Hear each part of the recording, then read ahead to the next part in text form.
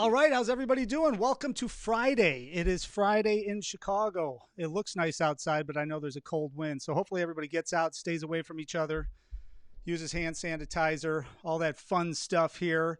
Episode 30. I'm Mike Jeffers, Chicago Jazz Magazine, chicagojazz.com. This is Chicago Music Revealed. And always like to preface, I'm also the program director at the Epiphany Center for the Arts. We will be opening maybe some pop-up shows in the summer, hopefully, and then September we're going to hit it, and hopefully we will be back seeing everyone live in clubs, actually being near each other rather than social distancing and being digitally connected. But the good news is being digitally connected helps out a little bit because I can do some incredible interviews, and that is going to happen today because it is a pleasure to welcome on, and I'm going to bring him on right now, blues legend John Primer is here. John, thanks so much for taking a few minutes here on Friday where we get to plug some of the different things you have going on. But first off, how are you doing? Oh, I'm doing good. I'm doing good. So far, I'm doing good. Yeah, Is I you, feel good, and along with all the program, everything going on, yeah, coping with it. So I hope it pass over soon. That's all. yeah, Yeah, no kidding, right? No kidding. Now, before we get into some of the stuff that I want to talk to you about, I know that first off, you got a new CD that just came out May 1st. So let's talk about that. It's available on johnprimerblues.com. And the name of the release is The Gypsy Woman Told Me. That's an interesting title. And that yeah, just came out. So talk a little bit about that. That's with I think a longtime collaborator of yours, isn't it, with Bob? yeah. A long time. Yeah, we did a few CDs together, and we've been friends for a long time. Yeah, so we make good connection. What's the significance of the title? That's an interesting title. It's an old Muddy Waters tune. Gypsy Woman told me. Yeah, I think one of the Willie Dixon songs wrote it up, but Muddy, I always sing it all the time. One of Yeah. my favorite songs. Yeah, so we decided to name it that's what he gonna name the CD. So that's a good name for it. Just, so, No, it's a great name for it. But you brought up a great thing, and I want to get into your history a little bit too. But before we do that, outside of the new release you also have joined the digital world, just like everybody else in the music industry, out of necessity, probably more than anything else. And you're doing some live streams. You're doing a regular live stream called John Primer Down in the Basement. Those are Sundays at 3 p.m. to 4 p.m. on your Facebook page. And yeah, then also this Saturday, tomorrow, you're also going to join in on the Facebook stream of Can't Stop the Blues. You got a meet and greet at 8:30 Eastern time. And then your set, you're going to do 9 o'clock Eastern time. That's on Facebook of Can't Stop the Blues. Have you ever, I mean, first of all, nobody's ever gone through this situation before. So, I mean, this is all brand new to all of us, lucky us. But um, have you ever done this much connecting on technology? I mean, playing wise, I don't think you've ever really done that much. I don't think any of us have ever really done that much, right? no, I mean, at first for me, I never did that first. No, it's first new to me too.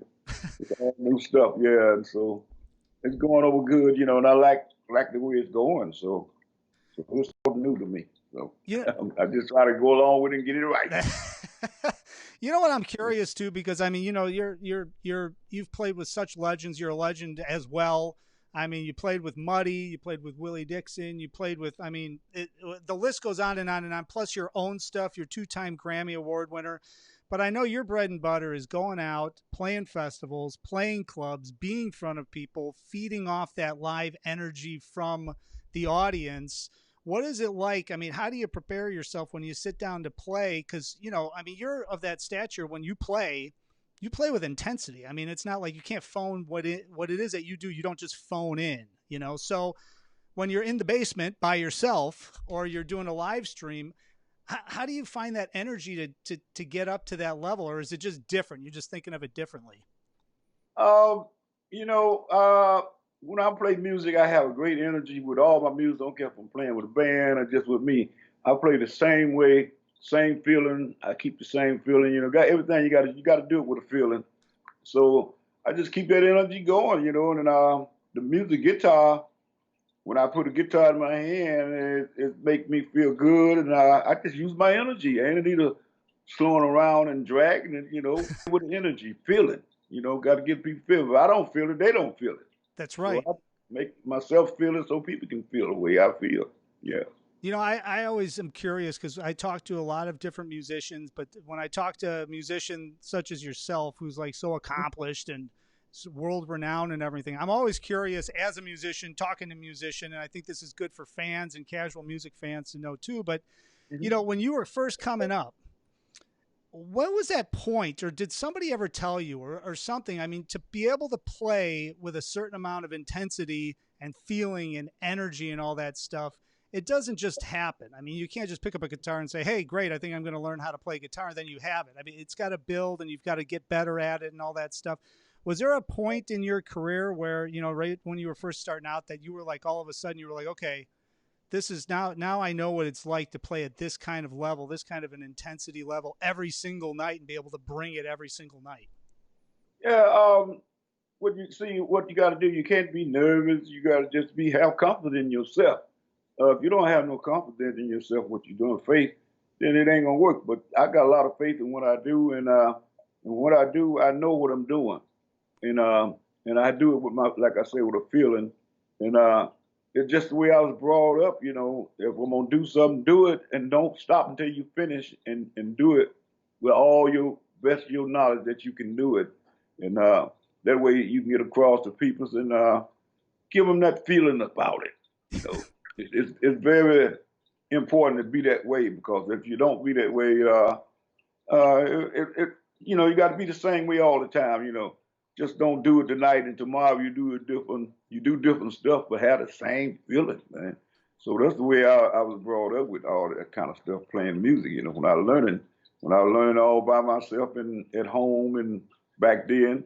And when I got to Chicago, I was doing the same thing. Inside the house, my mother would always make me put the guitar down or turn it down or turn it off, because you got to go to work in the morning. So I stopped, but I would turn it down real low and still have that energy. See, I can play the same energy, soft or loud. Don't matter with me. I just got that it's just in me. Yeah. Yeah. I, That's the key, isn't it? That's the key. I mean, being able to play at a soft volume but still have that intensity. That's something that I don't think a lot of people understand. yeah. And then when you're playing, you don't lot you don't slow it down. If you go bring it down, that don't mean slow it down. You keep that same energy. Because I see a lot of musicians, when they bring it down, they tend to slow the beat up and lose that feeling. But me, I bring it down and still have the same feeling.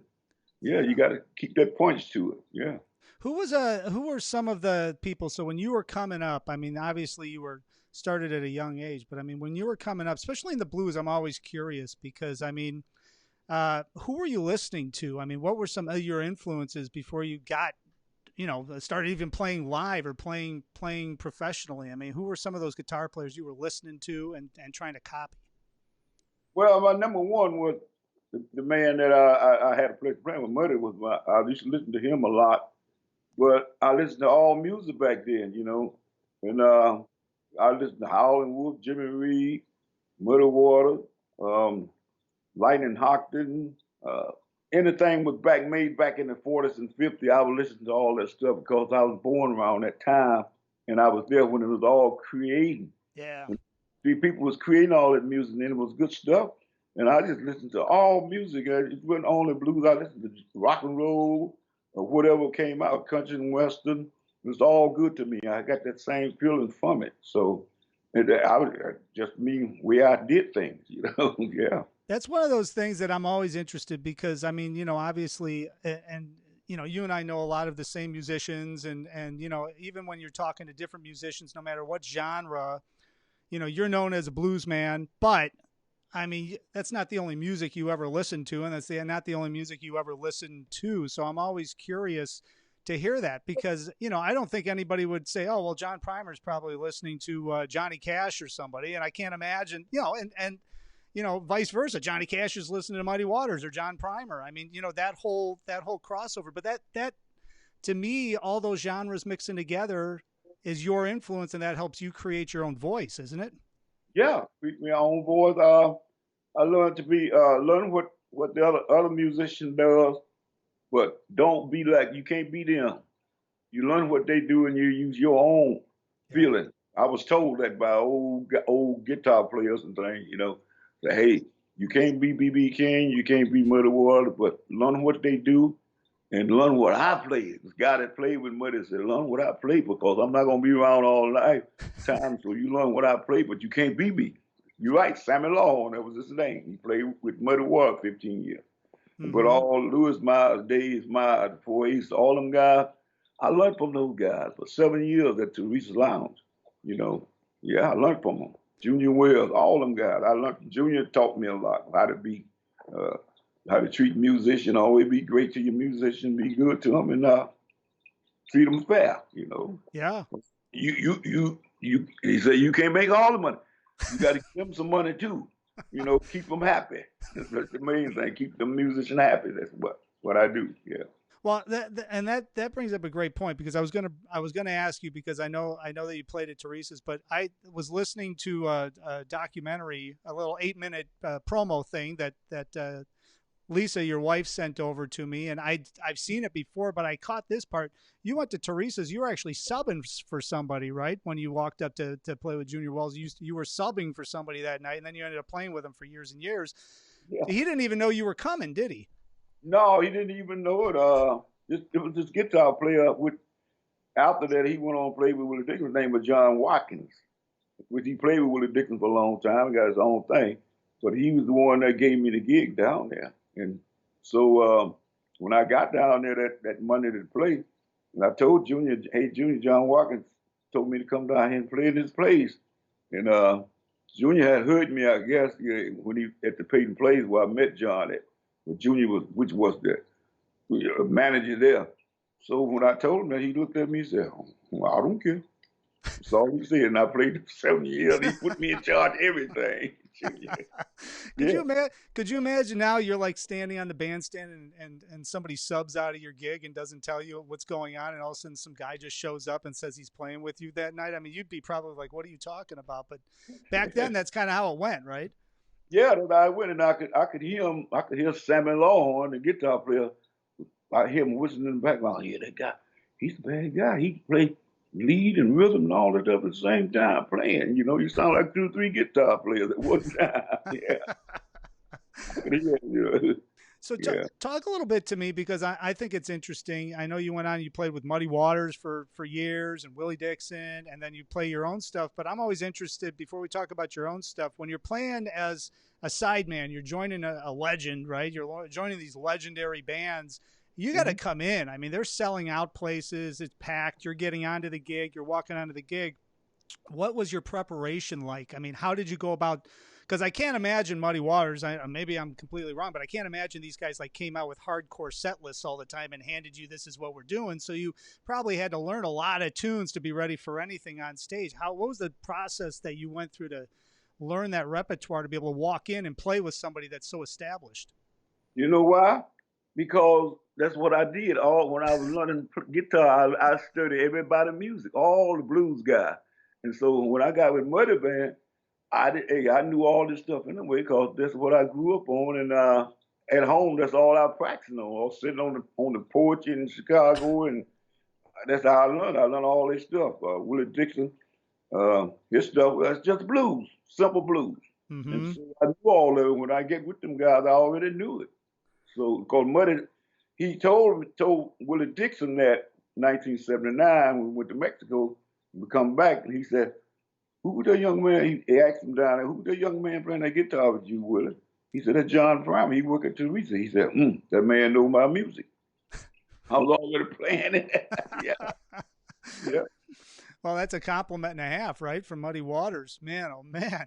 But But when you get on those bands and you're doing all of that stuff, and then you branch out and you go out on your own, how difficult is it for you to break out on your own, or did you establish your name so well in those other bands that when you went out on your own, you started touring, you already had enough of a name that you could headline, and everybody was like, oh, okay, cool. It wasn't just, oh, that's the guy from the Muddy Waters band, that's John Primer, let's have him. I mean, how did that? What was the process? I mean, you just got out of the well, band, you started doing it. well, like I say, everybody knew me from playing at Teresa. Yeah. People came all from all over the world to see me playing down on. So they all knew they know what I play, and they saw me playing. And when I got with Muddy, he knew what I was playing, and they saw me there. And from then on, we toured around the world. And then, fortunately, after Muddy got sick and couldn't play more, and I started playing with this old guy named Magic Slim the Teardrops, and that's who took me around the world, all over the world, everywhere, all over Europe, everywhere. That's how I got real known.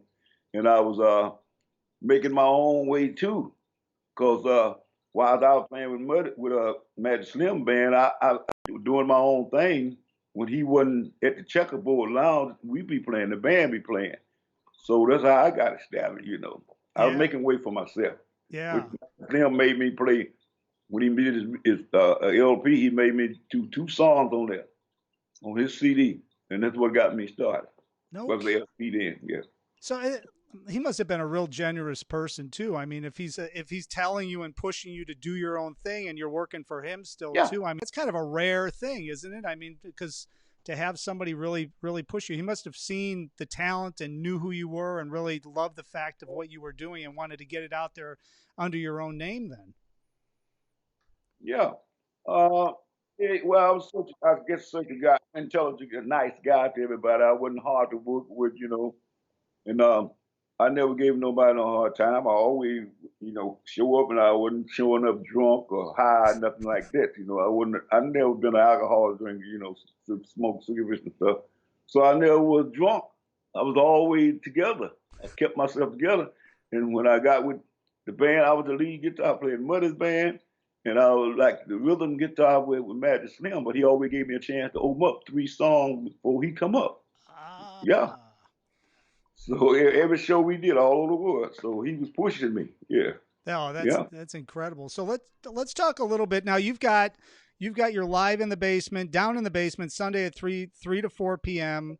That's on Facebook and Instagram Live. And then, of course, Saturday, tomorrow, you're going to be on Can't Stop the Blues at 9 p.m. Eastern, with a meet and greet just before that at 8:30 p.m. Eastern. And that's all on Facebook on Can't Stop the Blues. We'll link all that stuff up. But you're also doing something, and I'm bringing this up because it's a good tie-in from what you're talking about as far as you being part of the band, and then also Magic Slim pushing you and getting you out in front and doing things, always kind of taking care of everybody in the band, and you're taking care of everybody in your band because of this whole thing with COVID-19 and the fact that all these festivals are canceling and all the clubs are closed. I mean, I don't think a lot of people realize the musicians, especially in the summer, it's prime time festival season. So, I mean, not only John Primer, but the band that you play with. I mean, everybody's out of work at this point. So you've got a fundraiser going.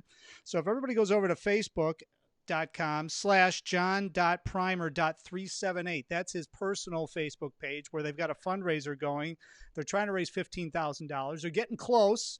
They're at about 8,000 right now, which is incredible. So I encourage everyone to head over there and donate, because that's going to go back to the band too, to kind of help some of these guys keep solvent during this incredible time, right? So talk a little bit about that. I mean, the fundraiser's going well, and you're doing these live stream performances, but I know it's tough because you and the band would be out on tour right now.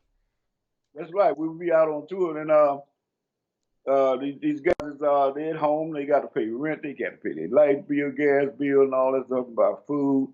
So they're not working, and nowhere to work with, no one to work with, even if we was off. So I'm trying to do my best to keep those guys, you know, with help them out to pay their rent and stuff. I know a lot of guys maybe not doing this for the band, but I'm doing it for my band because my bands take care of me, and they're good guys, and they really looks out for me, and they don't let me do nothing. And so they're real good guys, and so I figure they deserve to make money too while I'm off doing it. I'm helping them to do it, you know. Mm-hmm. So it's a good thing for them for them to do this, for me to do this for them. And they appreciate it. They love it. That way I keep them guys for when I get ready to go back out. They'll be ready to play with me. See, you know, cause I don't want they saying bad things about he made all the money and then give us nothing. Right. So that's wrong. You got to share with them. You know, even when I'm playing tips, when I do my band, and I have a tip bucket up there on the stage. They put it up there. I don't get none of that money because it ain't right for me to get that. It goes to the band. When somebody puts something in that tip bucket up there, They split it among themselves. They might give me some extra left sometime. I might make 25 cents, $1, some extra. But they get the rest, and I think that's more than fair, I Yeah. don't take none of that money. No, I Well, don't take none of it. it's it's one of those things. I mean, you have a band, and I mean, talk a little bit about how important it is to play with the same guys all the time. I mean, that's when your music really starts to get, organically grow, and you get probably even more creative with even the songs that you're composing, because you trust everybody else on the bandstand, right? I mean, you're all feeding off of each other, so that's why it's so important to take care of the guys you're playing with. Yeah, they it's important to try to keep the same guys all the time, because if you keep changing, you got to go something different, because it's hard. It's hard for you to get a new band in and start all. You got to start all over again with the song that you do, and so it's difficult to do this. So you have to go along with them and try to keep them there, and then you can play most anything you want to play when you go on stage. You ain't got to think about it. You just start off on a song. I don't use a song list, just like Muddy. Muddy didn't have a song list. Magic Slim didn't have one. He just started a song off that he know, and we fall in with him. So that's the way I do. I cannot use a song list. I might write one song down that I remember at home. When I get working, I'll sing it, and they follow me. Mm-hmm. Yeah, simple. Yeah. So that's the way I do it. Yeah. Well, and that allows you to read the audience too, because then you can tell what you should start playing depending on what's going on in the audience too, because that's an art form in itself, being able to read the audience and know what the heck to play next, right? Yeah, they don't know. See, but see, I never, because if you play the same thing all the time, you might play most of the song on your show, the same song, but always come up with something new, Mm-hmm. because they'll know what you're gonna play next. Well, he gonna play the same thing next, but they can never figure me out what I'm gonna play. Always got some up my sleeve coming out with something.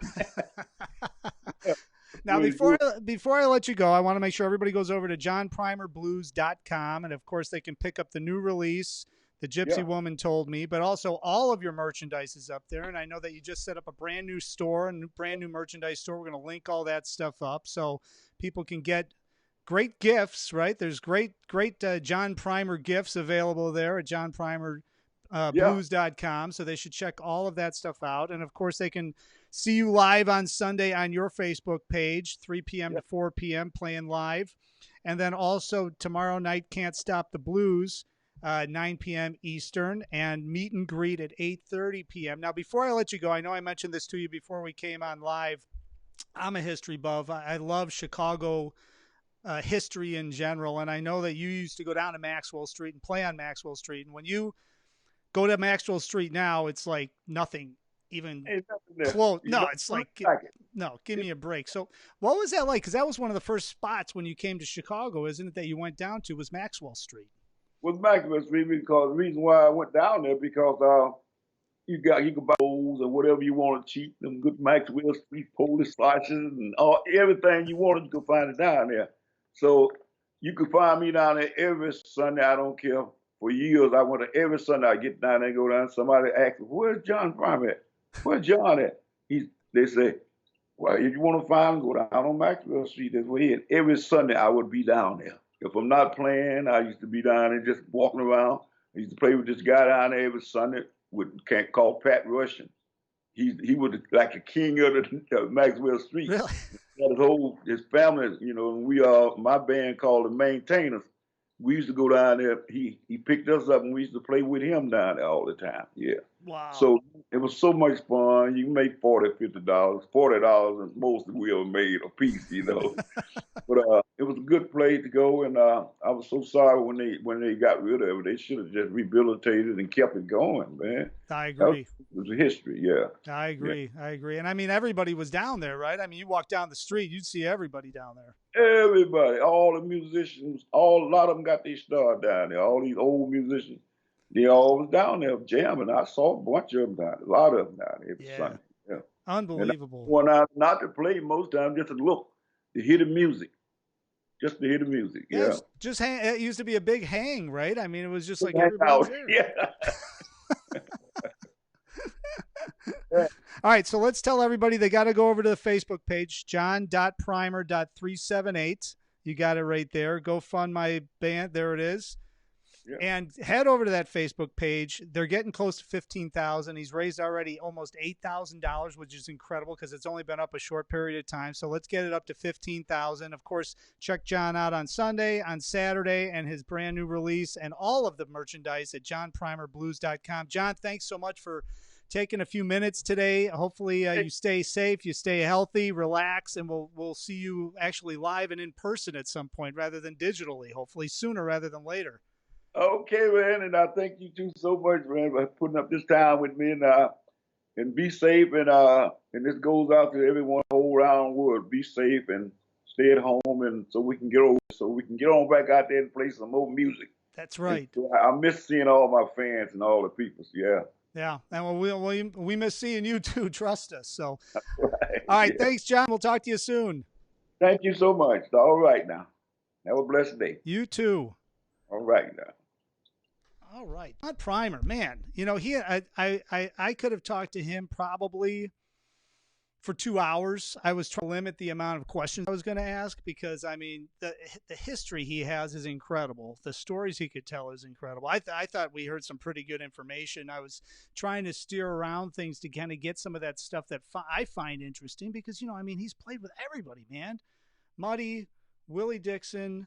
I mean, we could have even gone into, like, he's played with Buddy Guy, played with Derek Trucks. I mean, it's like insane who he's played with. But I'm more interested sometimes in just learning about what the process was to get those gigs, because that's interesting stuff. I mean, I'm curious that way. Like, and then you get on the bandstand with Muddy Waters. I knew he didn't have a repertory list. I knew he didn't have a song sheet, so I knew it. But John knew all the tunes, so I was always curious about that stuff. So that was great. Again, head over there. He's getting close to 15,000. $5-10 goes a long way these days. If everybody pitches in, they'll get to that 15,000 to keep that band through some of this hard time. Because I mean, you know, nobody is working right now, and this is the big festival's time, and this is the time to do it. So, thanks again to John Primer, and we will have him back on in the next couple of months to get another update on him and what he's got coming up. And hopefully once things shake out, we'll be able to see him in person. Now, we got to head over. I'm going to call Dave Katzman here on Skype, and we're going to bring him in for the Blue in Chicago and Beyond Blues update. We decided to do this last rather than first because I was going to have John on, so this works really well. Dave's standing by, and assuming I don't crash my entire system, I should be able to bring him on. Everything will be totally smooth, and Dave's going to pop on, hopefully, any second when he picks up. So let's see what happens here. Dave, are you there? Let's see if we bring him up. Let's see. Well, I can hear you. I can't see you yet. So let's see if... Hello? Michael? Yeah, are you there? Now? Nope, you're not coming in. Let me try you back in a second. Hello? Maybe we got a bad connection or something. All right, standing by. Mike? Yeah, there you are. I can't see you, though. You got your camera settings set up? Damn it. Oops.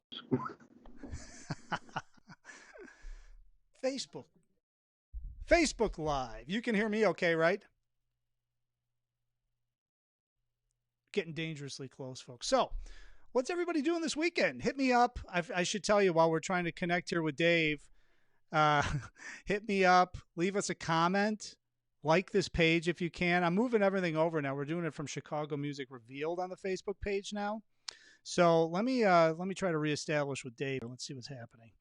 So I'm moving everything over to the Facebook Live version, but it's on Chicago Music Revealed.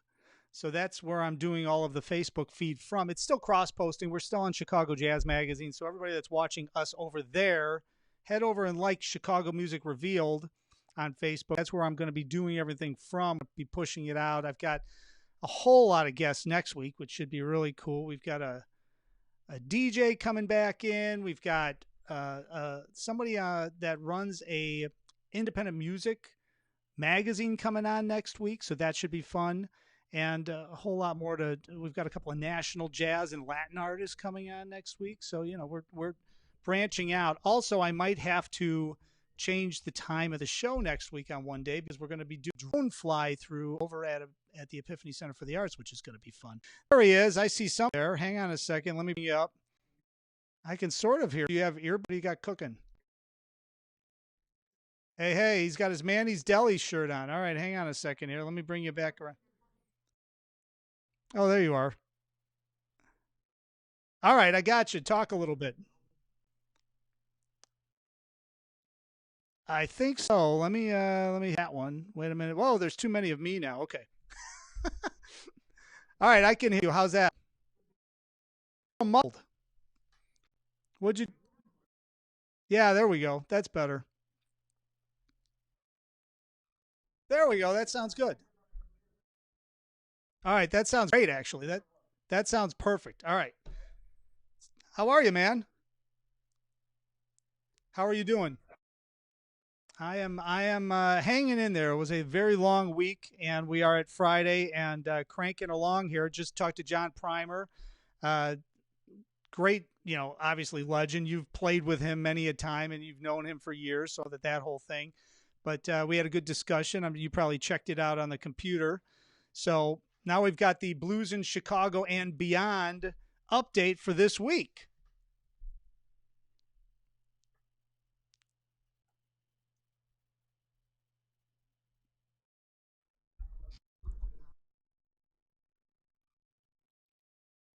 I want to move into our list like we always do. Yes. Last week, we had the Blues Foundation Awards, the Blues Music Awards, and Chicago really represented. We won a bunch of awards. I'm just going to go down the list of Chicagoans and then throw in a couple other people. Shamika Copeland was the hostess, did a great job, but she also won the Contemporary Blues Female Vocalist. Nick Moss, the Nick Moss Band, won 3 awards. Nick has been up for awards at the BMAs for many, many years. Last year, he won 1 award, but this year, he and the band won 3 awards, which was great, just outstanding. And his new album, Lucky Guy on Alligator Records, is a really great album. And another Chicagoan, Albert Castiglia, that played with Junior Wells, actually, won Best Blues Rock Album. And a Chicago royalty, Ms. Mavis Staples, won for Best Female Vocalist. And she deserves all the awards she could get. Yeah, right. Talk a little bit about the Blues Music Awards, because where are those? What's the history of them? Just so some of the people that are watching this have an idea, because Sure. I think that'd be helpful for some people if they don't know what it is.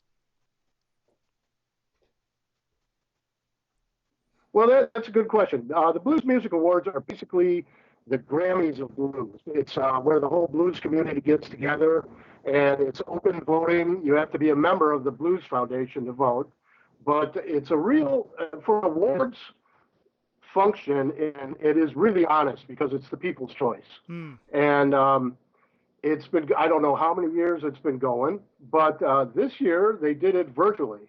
And you can actually go on YouTube and watch the whole show from this year. A lot of performances, and Warren Haynes and Elvin Bishop and people like that do some announcements. And it's really great.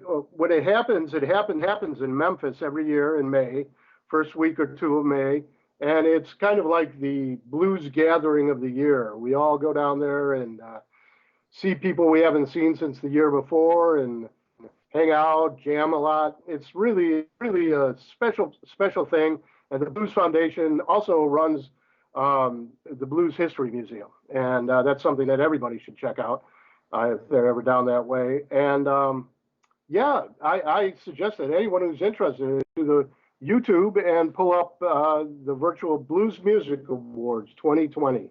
And I mean, usually it's a great thing. Also, I was gonna say usually it's in person, right? So it was all virtual this year for obvious reasons. Yes, and in person they throw this big gala, and it's about 4 hours long, and everyone performs, and there's always a tribute to everybody who passed away, a video tribute to it, and it's on the virtual one too.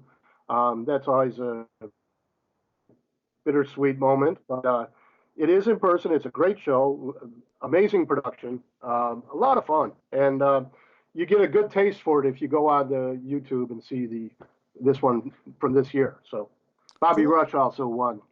So my friend Bobby. Yeah. Well, Bobby had a rough go of it with COVID-19, but he came out of it and he's back in business. Thank God. He sure is, and what a great way to get back in business, winning an award. Yeah. Right. Yeah. What else you got? What other again, tidbits we got Bruce, here? Well, one thing, today is Robert Johnson's birthday. He would have been 109 today. Robert Johnson is one of the instrumental people of blues in the United States. He's anybody who knows blues knows Robert Johnson, but today is his birthday, so I just had to give him a shout out. They say he sold his soul to the devil, so I may be giving him a shout out down there, but I choose to believe I give him a shout out up there.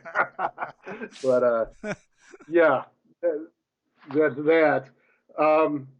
Want to also just always bring up two things which you brought up with John. One of them, the Can't Stop the Blues, is a great thing to donate to blues artists who are not able to support themselves, or pay the blues forward is what that was. And Can't Stop the Blues is a performance that has two bands every day that you can donate to. So these are two things online that if you're hungering to hear some good blues and do something good for the blues, reach out to those two.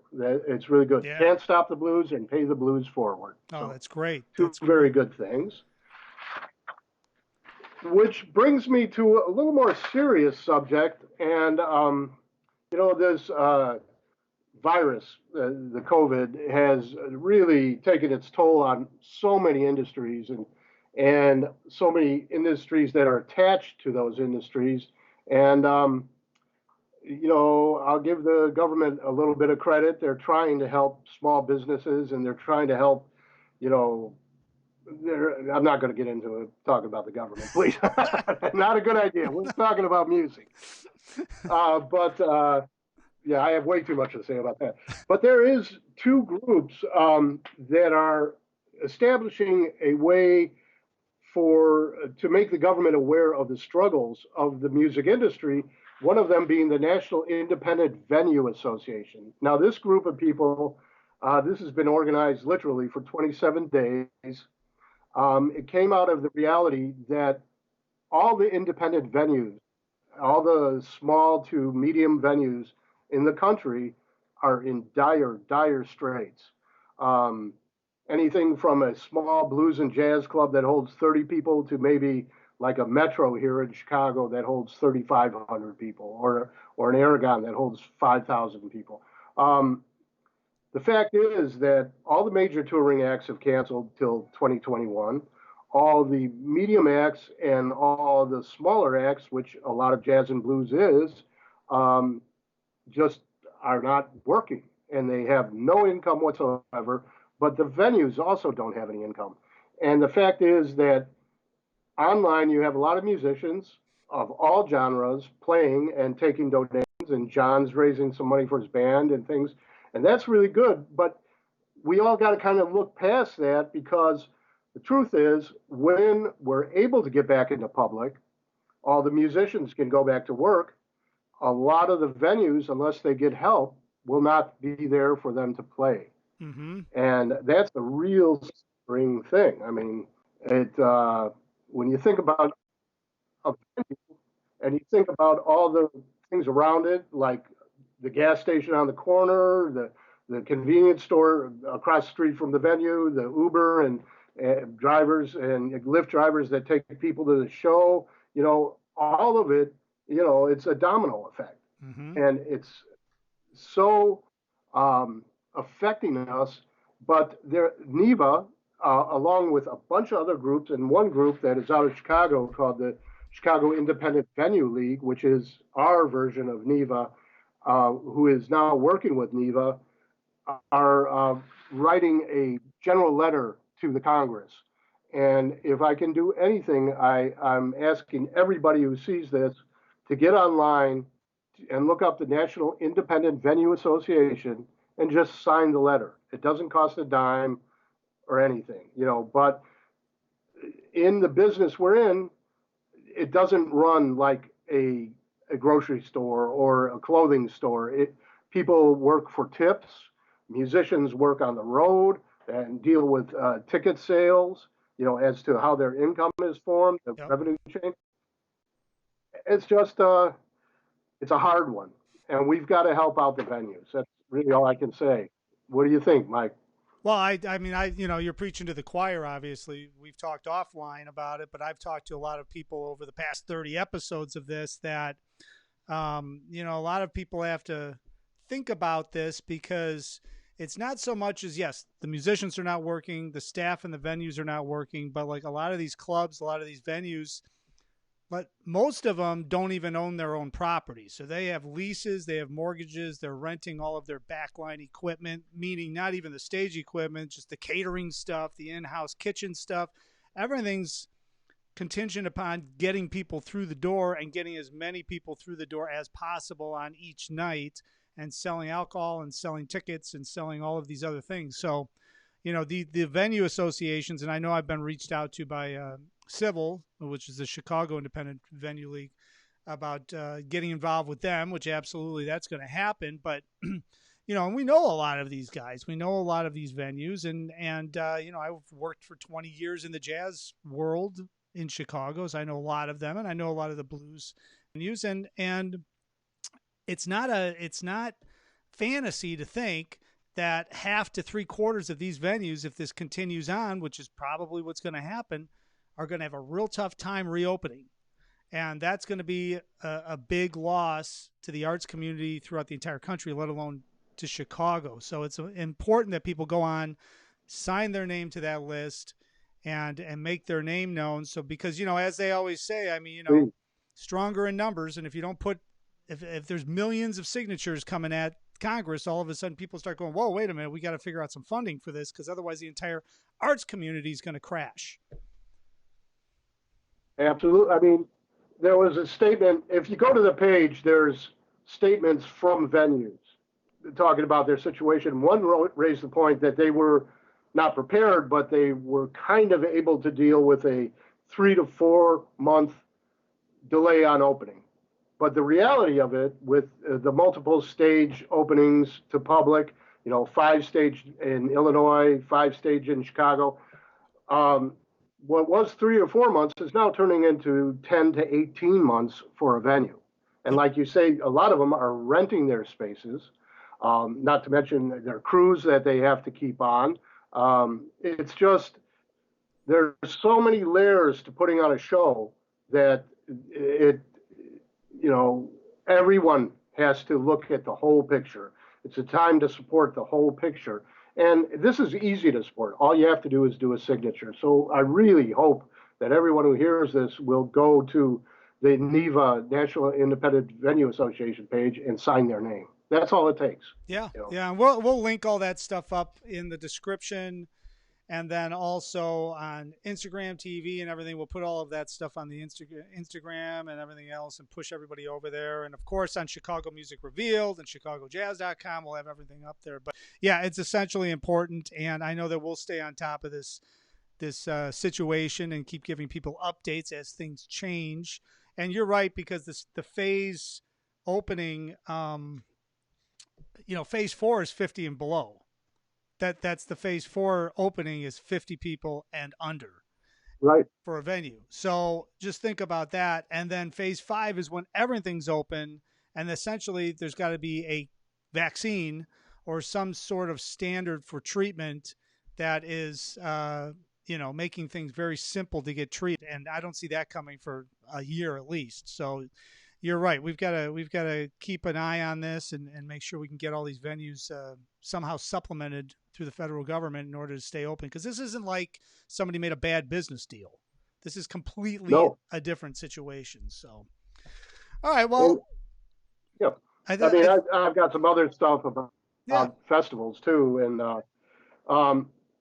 I was speaking with my friend Victor Thomas, who's one of the main people up at Milwaukee Fest, and they're trying to be open in September, and it's a very brave undertaking. But again, I was talking to him about infrastructure, even down to, you know, when bands load into the back of the stage, how do you keep your stage crew 6 feet away from each other? How do you, you know, a truck comes in from Georgia with 10 guys on it, or 10 guys in the bus who help unload the truck, and then you got 10 guys on stage.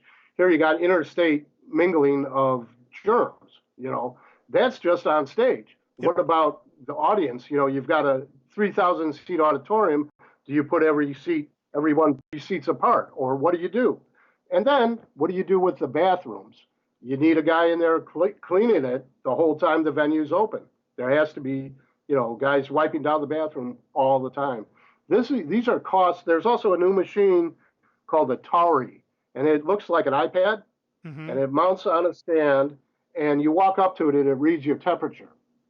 And every venue is going to have one or something like that. This happens to be the one I've been made aware of, and they're not cheap. They're $4,500 a piece. Sure. So say you got 3 entrances. You know, that's a lot of money, especially for a venue that hasn't been open for 8 months. It's a hard one. I don't really know. I honestly don't. Yeah, I don't know either. It's going to be real difficult, and it's going to be difficult to imagine any sort of festival opening up or any sort of thing happening in the fall or in September or anything like that.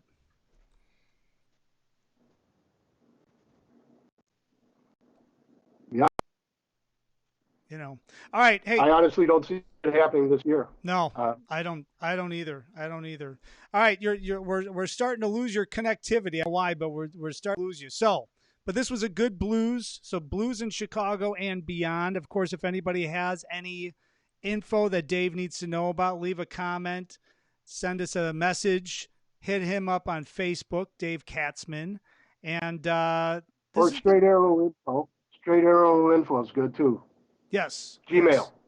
And you know, this has been good. I'm digging these hits. I think we're giving a lot of good information. We're covering a lot of ground, and we're keeping people up to date on a very important scene in Chicago, which is the blues scene. So I mean, this is stuff people need to know, and there's nowhere else to find it out other than on Dave Katzman's Blues in Chicago and Beyond update here every Friday afternoon, 4 p.m. ish. Next week, I hope to have your theme together for you. The lead-in music. There you go. All right, Dave. Okay. Thanks for jumping on. We'll see you next week. Sounds great, Mike. Take it easy, everyone. Stay healthy. Dave Katzman. All right, that was good. I'm glad he brought that stuff up because, you know, it's very important that we support all of these local venues and the national independent venues because, you know, we could open back up in a year and have 3 clubs in Chicago, literally. I'm not kidding. It could be down to that. So I think everybody's got to take a you know, an interest in signing things, pushing it out there, getting things out to the government, and pushing the issue to a certain point where we can get some notice going and get some help into these independent venues. So, all right. Well, thank you to everybody. Thanks again to John Primer for joining us in the first segment. And thanks again for Dave Katzman. Great update as usual. Thanks again for you for watching episode 30. Can you believe it, man? We're going to be moving into 31 on Monday. There may be a programming note on Tuesday or Wednesday because we're going to be doing some aerial footage over at Epiphany, which I'll actually be able to probably share with you at some point, which will be pretty cool. So that'll be fun. So I might have to adjust the time slot on Tuesday or Wednesday next week. But Monday, we will be back here, and I'll be announcing all of the guests over the weekend. So be sure to hit us up. Be sure to like this page, Chicago Music Revealed on Facebook, and then also head over to chicagomusicrevealed.com for all of the past shows. The podcast is up there. You can subscribe to that. All that good stuff. We're going to be moving into episode 31. We're doing it Monday through Friday here every single day, Monday through Friday, 4 p.m. ish. And I thank you all. Have a great weekend. Stay safe. Stay healthy. And as I always say, hopefully we will see you somewhere in person. But if not, I know I'll see you back here on Monday, right here on Chicago Music Revealed. Stay safe. We'll see you at the next broadcast.